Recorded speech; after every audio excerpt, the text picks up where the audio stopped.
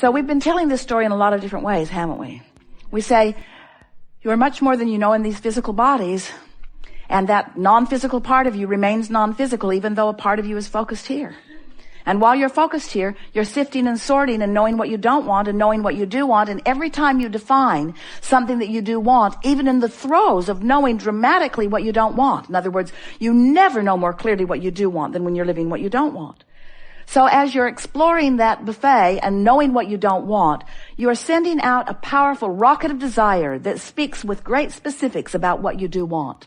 And that rocket of desire is known and held by the larger part of you as a vibrational touchstone, as a place marker, as a placeholder, as a space holder. In other words, once you expand, the source within you takes the expansion and holds it steadily for you and beams it back as a signal that you can feel in every moment. So once you've asked for something, vibrationally speaking, it is done because the larger part of you is already living it. And that's why when you focus in opposition to it, you feel lonely, fearful, worried, because you are in that moment of your physical discomfort, depriving yourself of the vibrational alignment with something that you ask for, and more important, something that you largely are.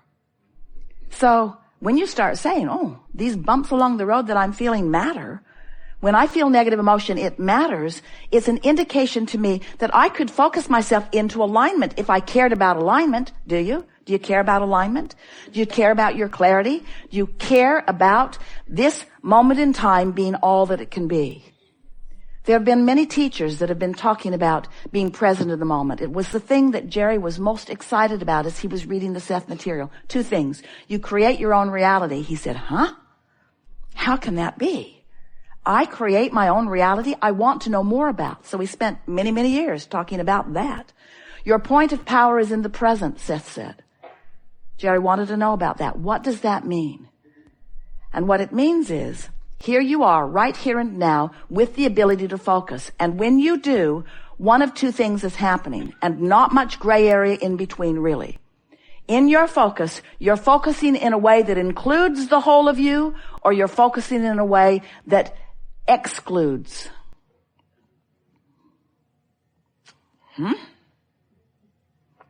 I thought you said that there was no exclusion in this universe. I thought you said that it was all about attraction. Well, it's all about choosing a frequency that will bring something to you. In other words, if you are including who you are, then you are leaving out who you aren't. And if you are including who you aren't, then you're leaving out who you are. In other words, you get to be the vibrational chooser of what you set as your vibrational tone, which then law of attraction responds to, which equals the life experience of this moment in time. You got that, didn't you? It's really fun talking with you, because we can feel that even though we are out here in a new leading edge place, that there's enough that you're hearing that is familiar to you, that even though we're reaching into these new places, you're coming right along easily, because you're tuned into who you are. And when you're tuned into who you are, all of this makes perfect logical sense, doesn't it? You know that you are the creator of your own reality. You know that you are. You know that you are. Do you believe that you are a good focuser? Do you want to be a good focuser? So which of those thoughts was a better thought for you to focus on? I am, or I would like to be. Now, if you already are, and you know it, then I am is the better thought for you. It's specific enough. Say that in a different way. It's specific, but you are aligned enough to keep up with it. But if it was more specific than you're ready for, what does it do to you? It enhances doubt rather than belief, doesn't it? So this is the process of bringing yourself into alignment with who you are. You're reaching for the thought of greatest alignment to which you have access right now. Another way of saying that is, you want to find the best feeling thought that you can find and practice it long enough that you learn the steady vibrational grid of that. So let's say you start with something really general, and it feels pretty good because you've stayed in a nice, safe, easy to feel good place. And you focus there, and then law of attraction brings you more things like it until something comes that challenges that belief. What happens to your emotion when something comes that challenges your belief? You feel those bumps on the side of the road. You feel some wariness. You feel some concern. You feel some doubt. You feel some guilt. You feel some self-criticism. You feel something that doesn't feel so good. So then what do you do? What would be the wise thing to do? Do you plow ahead? Do you dig in? Do you condemn your stupidity and make it happen anyway? Do you wrestle it to the ground? Do you try to make them behave even though they clearly have no intention of doing so? Or do you step back into the place as quickly as you can that felt good right before it didn't feel good? Doesn't that seem logical? Now, you could change the subject altogether and you'd feel a little better, but you have to remember you're leaving your grid on every subject right where you last left it. So every time you reintroduce the subject and you take it to a little better feeling place, what you do is you open to more specifics on that subject. And the more specifics you open to, the more powerful your creation. But even more than that, the more specifics you open to while you're in alignment, the more powerful and worthy and loved and blessed you feel. And friends, we've been watching you for a long time, and that's what you're going for. That's what you're looking for. You're looking for it in all the wrong places. You're looking for it with other people. You want their approval. If I can just get this person to appreciate and approve of me, then I can just observe their appreciation and I'm good. As long as they're standing right there approving, but they could go away. And then what? Then you'll spend the next 10 or 15 years condemning them for leaving. Or you could realize that the reason you feel good, the only reason you feel good, the always reason you feel good is because you've found some thought that is in alignment with the greater part of who you are. We are eager to talk with you about anything that is important to you. There is nothing that is off limits. There will be a perfect unfolding. You will see how it goes. There are many of you here with things on your mind and people all around the world who are listening in, and not just listening in, but participating vibrationally. You're going to see too that much that you've been thinking about is conversation of this gathering. And for us, we want to say to you that there is no place that we would rather be than present in your moment with all the specifics that you've stirred up that have led to culminations that we have realized and are holding the place marker of, watching you come into alignment with your creation. That rings our bells. So what do you want to talk about? You've come with stuff. So we're going to talk today about anything that is important to you.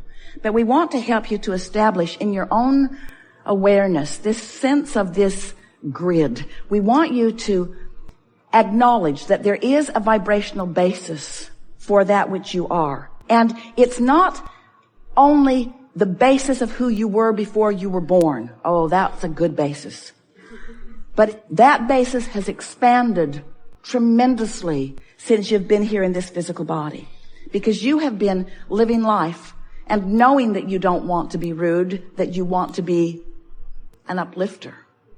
Knowing that you don't want to be confused, that you want to have clarity. Knowing that you don't want instability, that you want stability. Knowing that you don't want poverty, that you want prosperity.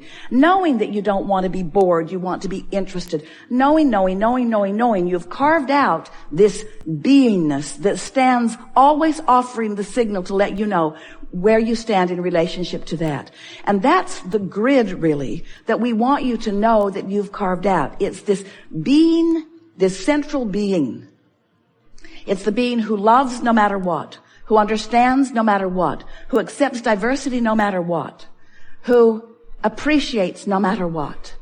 It's the core of who you are. It's the being who feels self-appreciation no matter what, who feels appreciation for others no matter what. Now we know that's an interesting concept, that someone could be so oblivious to what's really going on. that they would just stand in a place of pure positive energy.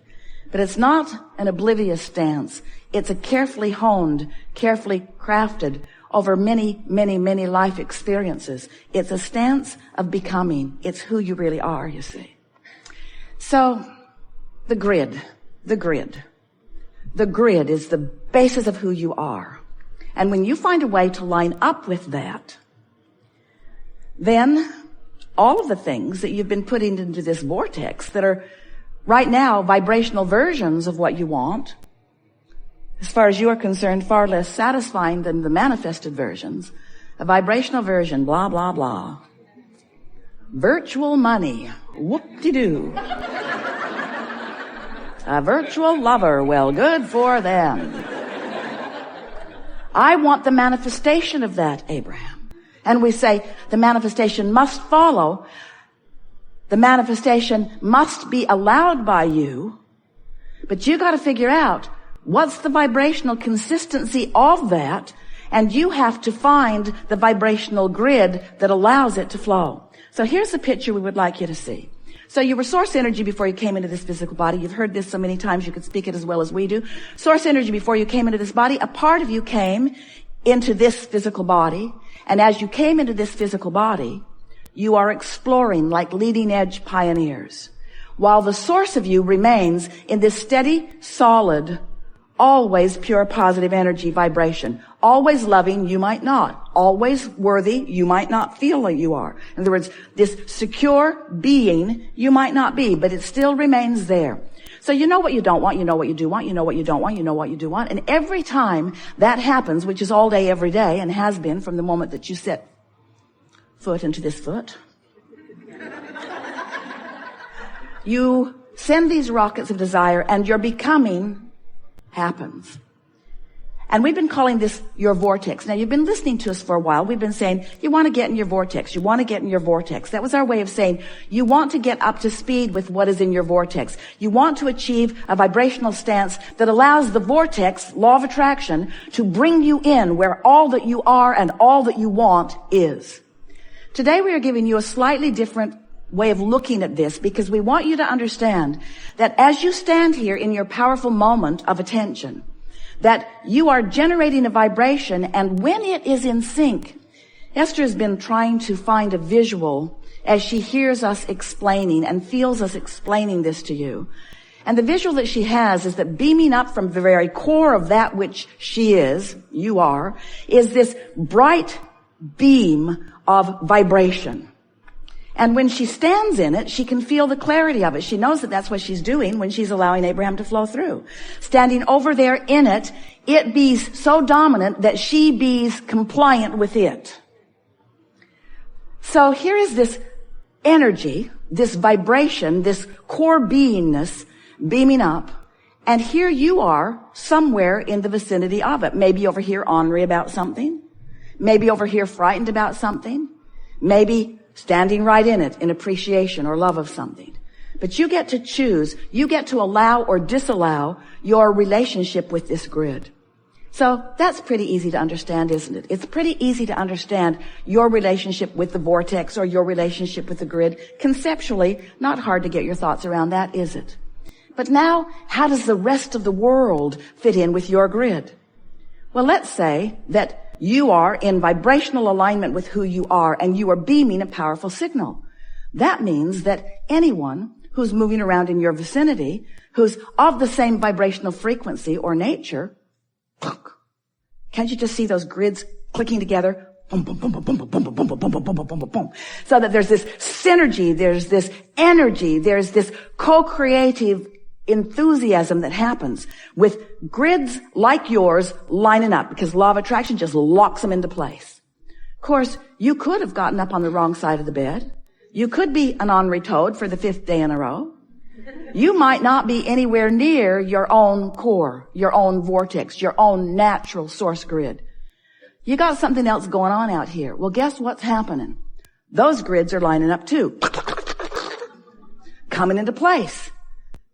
All those ornery people coming to you, or all those fearful people coming to you. In other words, all around you, you have the potential of aligning with your true power. Now, you've heard us say, we know you have because